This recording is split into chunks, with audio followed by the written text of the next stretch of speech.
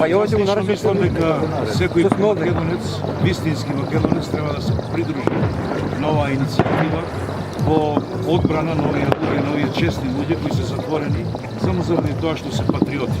Ништо друго. Тие немаат никаков греф.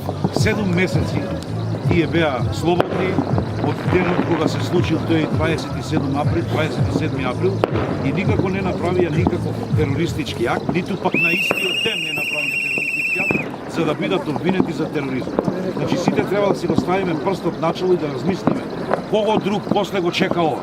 Значи секој слободумен македонец, секој оној што ќе се побуди, секој оној што сака да си го сачува идентитетот и името, кој е овој така наречен премиер Заев, нити знае што е име, нити знае што е идентитет. Нелегитимен.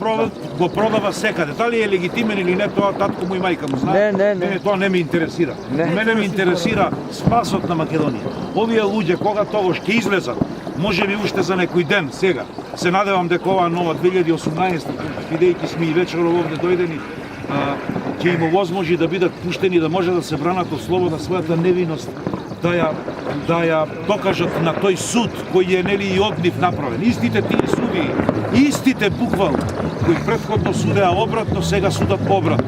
Значи ли тоа дека судската власт во Македонија игра игри како која власт ќе дојде на ред? Значи ли тоа дека судиите се најмоќната сила и власт во оваа наша држава? Значи ли дека тие судии, ако до пред една година и две судеа обратно, сега судат обратно? Како тие го толкуваат правото и законот? Сите ние треба да се запрашаме.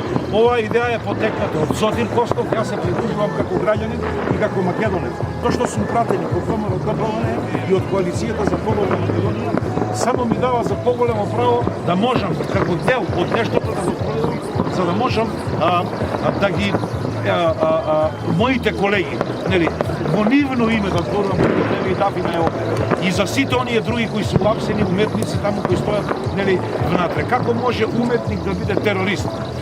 Во една прилика му напишав на Сотир. Има една легенда, еден мит, вели на времето кога некој уметник ќе влегол во некоја куќа, тој било благослов за таа иста куќа. Значи тој бил ангел Божји пуштен во таа куќа. И ние сега кога ги затвораме тие уметници во затвор, значи не им дозволува да бидат дел од македонската куќа, тоа што значи? Значи дека сакаме ѓаволот да дојде, а не ангелот Божји. Значи сакаме да ја поробиме нашата татковина. Тука е проблемот.